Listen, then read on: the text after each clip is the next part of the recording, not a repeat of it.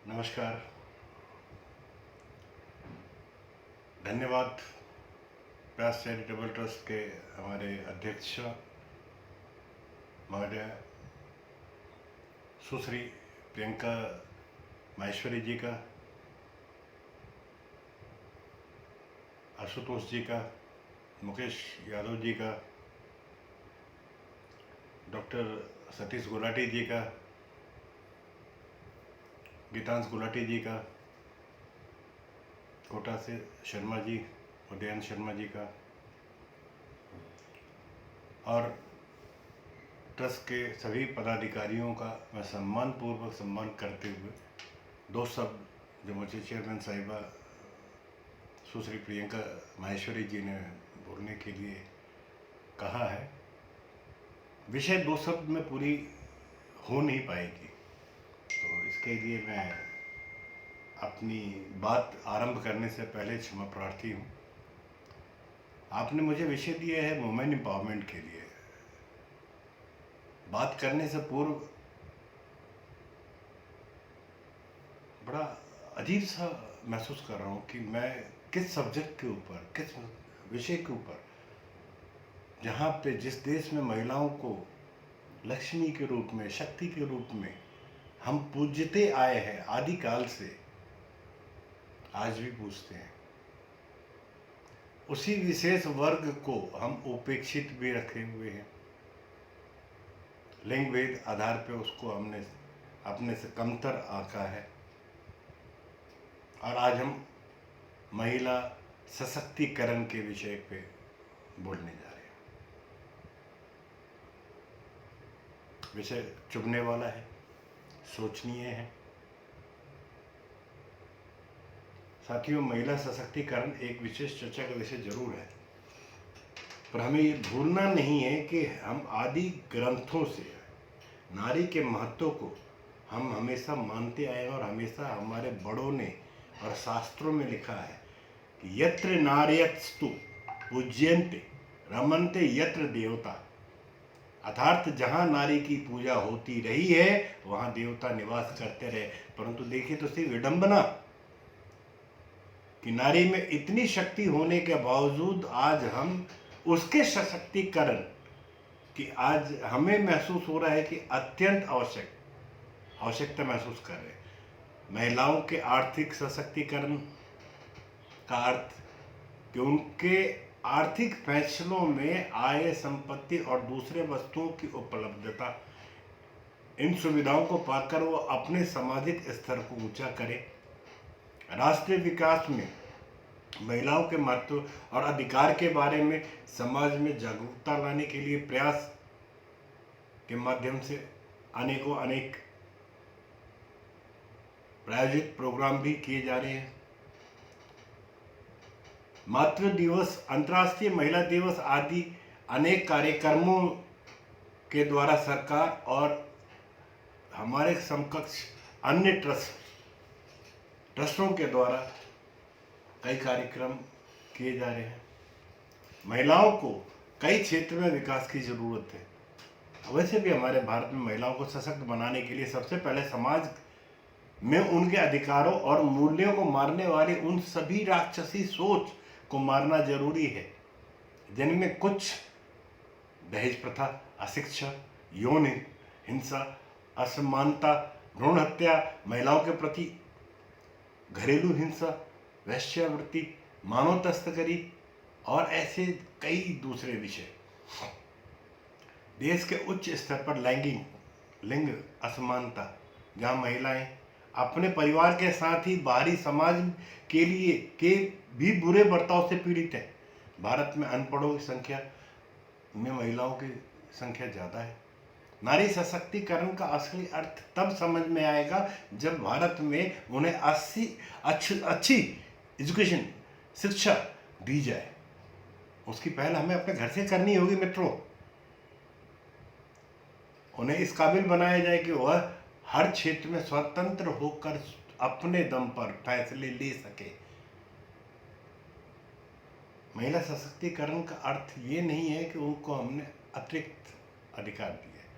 अधिकारों से नवाजना और अधिकारों पे जागरूक करना, अधिकारों से जागरूक करना। स्त्री को सृजन करने की शक्ति माना गया है। कहने का अर्थात मेरा मतलब ये था कि स्त्री ही मानव जाति के अस्तित्व का कारण माना गया है और इस सृजन शक्ति को विकसित प्रकृति और सामाजिक, आर्थिक, राजनीतिक, न्याय, विचार, विश्वास, धर्म, उपासना, स्वतंत्रता के अवसर में समान प्रकार के सुअवसर प्रदान कराना ही मेरी समझ से, हमारे प्रयास का भी और हमारे अध्यक्ष महोदय से जो हमारी बातचीत हुई थी इस मेरे व्यक्तित्व से पहले, उन्होंने इन्हीं पे चर्चा की थी, सुश्री प्रियंका माहेश्वरी जी ने, और उनके दिशा निर्देशों पे हम इस क्षेत्र में कई तरह के प्रोग्राम प्रायोजित करने जा रहे हैं। महिला सशक्तिकरण का अर्थ महिलाओं को जो है ना समाज में आर्थिक स्थिति में सुधार लाना ही होगा, ताकि उन्हें रोजगार, शिक्षा, आर्थिक तरक्की के बराबर के मौके मिले, सामाजिक स्वतंत्रता और तरक्की प्राप्त कर सके। यह वह तरीका है जिसके द्वारा महिलाएं भी पुरुष की तरह अपनी सारी महत्वाकांक्षाओं को पूरा कर सके। आसान शब्दों में मैं ये अगर कहूँ तो सशक्तिकरण को इस प्रकार से परिभाषित किया जाना चाहिए जिससे महिलाओं में उस शक्ति का प्रवाह हो, जिससे वह अपने जीवन के हर जुड़े हुए फैसले स्वयं ले ले, परिवार में, समाज में वो अच्छे तरह से रह सके, समाज में उनके वास्तविक अधिकार को प्राप्त करने के लिए उन्हें सक्षम बनाना ही महिलाओं को सशक्तिकरण करना है। भाई, भारत के अंदर हमारे समाज में सशक्तिकरण की बहुत जरूरत है। प्राचीन काल की अपेक्षा मध्यकाल में भारतीय महिलाओं को सम्मान के स्तर में बहुत कमी आई। जितना सम्मान उन्हें प्राचीन काल में दिया जाता था, मध्यकाल में वो सम्मान घटने लगा। आधुनिक काल में कई भारतीय महिलाएं बहुत सारे महत्वपूर्ण राजनीतिक, प्रशासनिक पदों पर पदस्थ हैं, फिर भी सामान्य ग्रामीण महिलाएं आज भी अपने घरों में ही रहने को बाध्य हैं। उन्हें सामान्य स्वास्थ्य सुविधा, शिक्षा जैसी बुनियादी जरूरतें भी उपलब्ध नहीं है। शिक्षा के मामले में भारत में महिलाओं की जो संख्या है पुरुषों से बहुत कम है। भारत में पुरुषों की शिक्षा दर 81.3% है, जबकि महिलाओं की शिक्षा दर 60.6% ही है। भारत के शहरी क्षेत्रों में महिलाएं ग्रामीण क्षेत्रों के महिलाओं के अपेक्षा से ज़्यादा रोजगारशील है। आंकड़ों के हिसाब से अगर हम देखें भारत के शहरों में, तो सॉफ्टवेयर इंडस्ट्री के अंदर में लगभग 30% या उससे अधिक महिलाएं ही कार्यरत है। ग्रामीण क्षेत्रों में 90% महिलाएं मुख्यतः कृषि और घर से जुड़े हुए काम या दैनिक मजदूरी ही करती है। मित्रों, भारत में महिलाओं के सशक्तिकरण की आवश्यकता का एक मुख्य कारण और भी है कि हमारे यहाँ पे जो भुगतान में असमानताएं हैं। एक जगह मैंने सर्वे देखा था, मुझे याद आ रहा है, और मैंने इस बारे में अध्यक्ष महोदय के सम्मुख भी वो सर्वे की रिपोर्ट भेजी थी कि महिलाओं को पुरुषों की अपेक्षा लगभग 25% कम भुगतान किया जाता है। काम करने का समय वही काम करके पुरुषों को अगर 100 रुपए मिलते हैं किसी भी व्यक्ति को, मैं एग्जाम्पल के तौर पे, तो उसी काम को करके महिलाओं को 70 से 75 रुपए का भुगतान किया जाता है। ये क्यों? हमारा देश, खुशी की बात है कि उत्साह से तेजी से आगे बढ़ रहा है, परंतु हम इस बढ़े इस शक्तिकरण को, देश के शक्तिकरण को तभी बरकरार रख सकते हैं जब हम लैंगिक असमानता को दूर करें, महिलाओं को पुरुषों की तरह समान शिक्षा, समान तरक्की और भुगतान सुनिश्चित कर पाए। भारत की लगभग 50% आबादी महिलाओं की है। मतलब पूरे देश के विकास तभी संभव है जब हम आधी आबादी को भी विकास में अपने बराबर ला सके।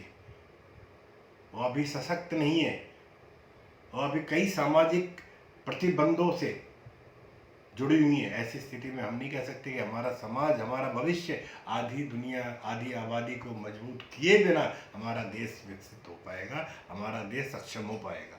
महिलाओं के सशक्तिकरण की जरूरत इसलिए भी है कि प्राचीन समय से भारत में लैंगिक असमानताएं थी, पुरुष प्रधान समाज हमारा रहा है। महिलाओं को उनके परिवार और समाज के कई कारणों के कारण उनको दबाया गया, उन पर कई प्रकार की हिंसाएं होती रही हैं, परिवार में और समाज में भेदभाव किया गया है। ऐसे में भारत ही नहीं, दूसरे देश में भी ये सब चीज़ें हमें देखने को मिलती है।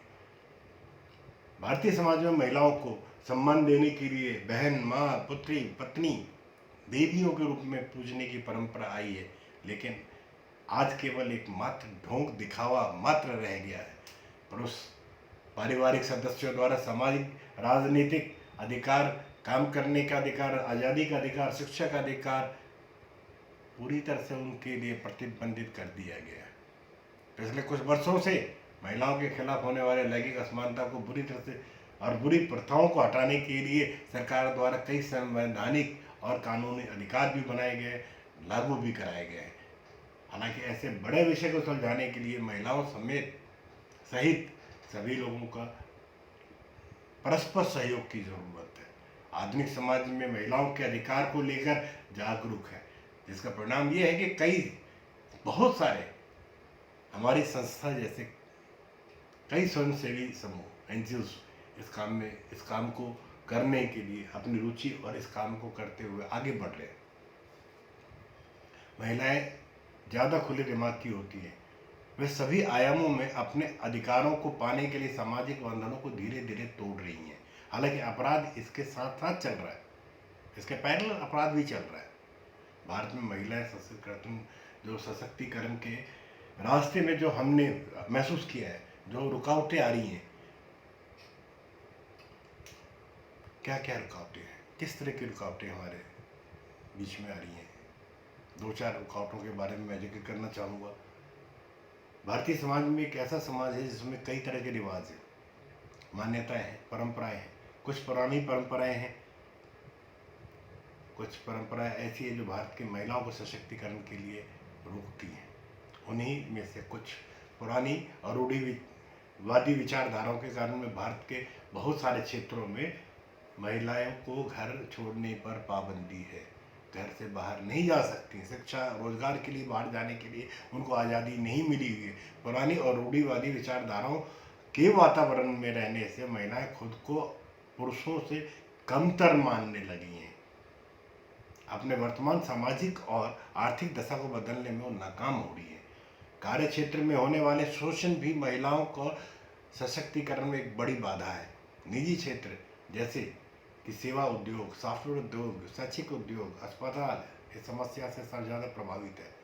समाज में पुरुष प्रधान के वर्चस्व के कारण महिलाओं के लिए समस्याएं उत्पन्न होती रही हैं।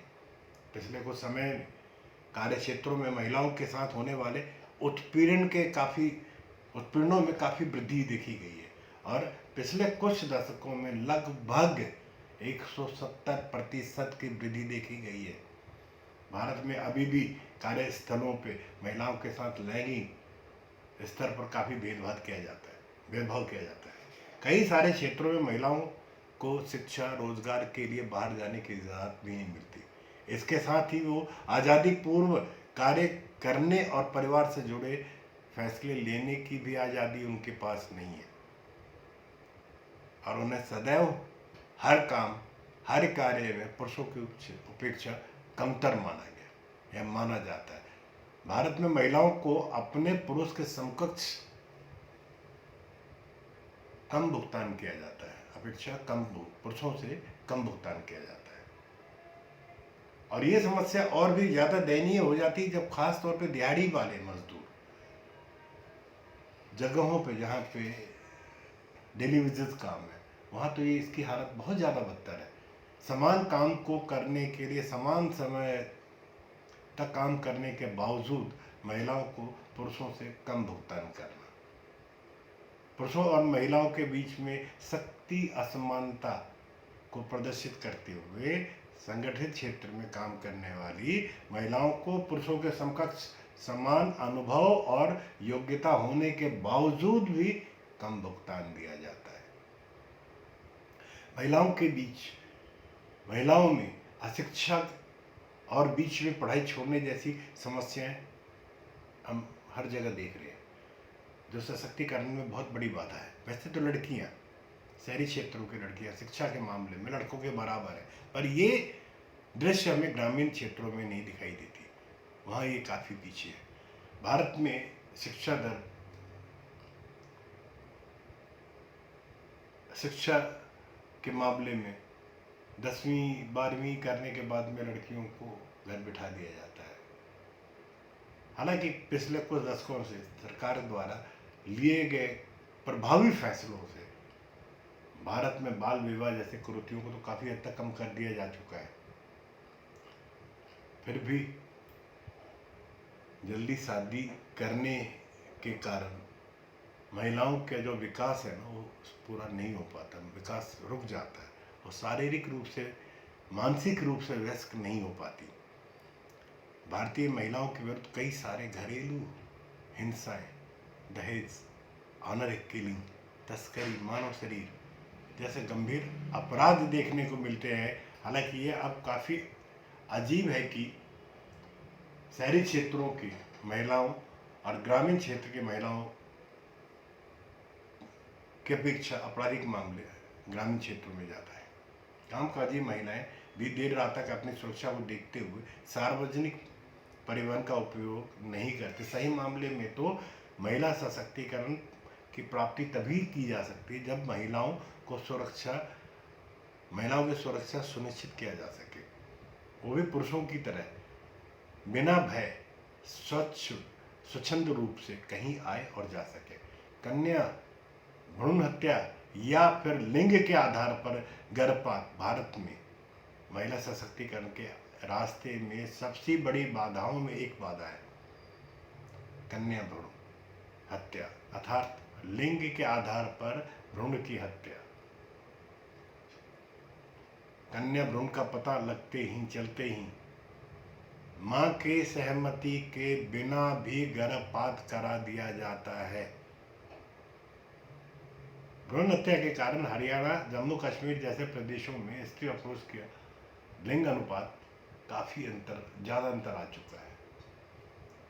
हमारे महिला सशक्तिकरण के पूरे दावे तब तक पूरे नहीं हो पाएंगे जब तक हम भ्रूण हत्या जैसी समस्या को जड़ से ना मिटा सके। सरकार इस मामले में सचेत है। सरकार की कई सारी योजनाएं चल रही है, रोजगार, कृषि, स्वास्थ्य संबंधी जैसी चीज़ों से संबंधित होती हैं। इन योजनाओं का गठन भारतीय महिलाओं की परिस्थितियों को देखते हुए किया गया था ताकि समाज में उनकी भागीदारिता को बढ़ाया जा सके, जिसमें से कुछ योजनाएं मनरेगा, सर्व शिक्षा अभियान, जननी सुरक्षा योजना, महिला एवं बाल विकास योजना, महिला एवं बाल विकास कल्याण मंत्रालय द्वारा भारत के द्वारा आयोजित भारतीय महिलाओं के सशक्तिकरण के लिए तमाम तरह की योजनाएं इस उम्मीद से चलाई जा रही है कि महिलाओं में सशक्तिकरण और एक कॉन्फिडेंस, एक उनके अंदर पूर्ण विश्वास बढ़े। बेटी बचाओ बेटी पढ़ाओ अभियान, महिला हेल्पलाइन योजनाएं, तो इस योजना के अंदर 24 घंटे इमरजेंसी सेवाएं दी गई हैं जो उनके महिलाओं के विरुद्ध होने वाली किसी भी हिंसा अपराध की शिकायत निर्धारित नंबर पर की जा सके। नंबर भी दिया हुआ 181 नंबर डायल करके अपनी शिकायत दर्ज करा सकते हैं। उज्ज्वला योजना, ये योजना महिलाओं को तस्करी और यौन शोषण से बचाने के लिए किया गया है। साथ में उनको पुनर्वास और कल्याण के लिए भी किया जाता है। Support to training and employment programme for women, step योजना के अंतर्गत महिलाओं को उनकी कौशलता को निखारने का काम किया जाता है ताकि उनको रोजगार मिल सके। बागवानी, कृषि, सिलाई, हथकरघा, मछली पालन आदि विषयों पे महिलाओं को शिक्षित किया जा रहा है। महिला शक्ति केंद्र योजना, ये योजना सामुदायिक भागीदारी के माध्यम से ग्रामीण महिलाओं को सशक्त बनाने पर केंद्रित है। इसके अलावा पंचायती राज योजनाओं में महिलाओं को आरक्षित किया गया है और तमाम तरह के योजनाएं हैं जिसके तहत कुछ कानून भी बनाए हैं, लॉज भी बनाए हैं। संसद द्वारा महिला सशक्तिकरण के लिए कुछ बिल पास किए गए हैं। कानून अधिकार दिए गए हैं, जैसे अनैतिक व्यापार की रोकथाम अधिनियम 1956, दहेज रोक अधिनियम 1961, इक्वल वेजेस एक बराबर पारिश्रमिक act 1976, medical terminations of pregnancy act 1987, sex examine लिंग प्रशिक्षण तकनीकी एक्ट 1994, बाल विवाह चाइल्ड मैरिज एक्ट रोकथाम एक्ट 2006, कार्यस्थल पर महिलाओं के साथ में यौन शोषण एक्ट 2013, महिलाओं की राष्ट्र निर्माण में भूमिका role of women in the nation progress, इसके तहत कई सारे अधिकार दिए गए हैं। ऐसा नहीं है कि समाज में सब लोग एक तरह के एक सोच के हैं, ऐसा नहीं है कि स्वतंत्र भारत सरकार महिलाओं के सशक्तिकरण में ठोस कदम नहीं उठा रही है, पर समस्या ये है कि जो भी लॉज बने हैं, जो अधिकार बने हैं, वो आम आदमी तक, आम महिलाओं तक कैसे पहुंचे।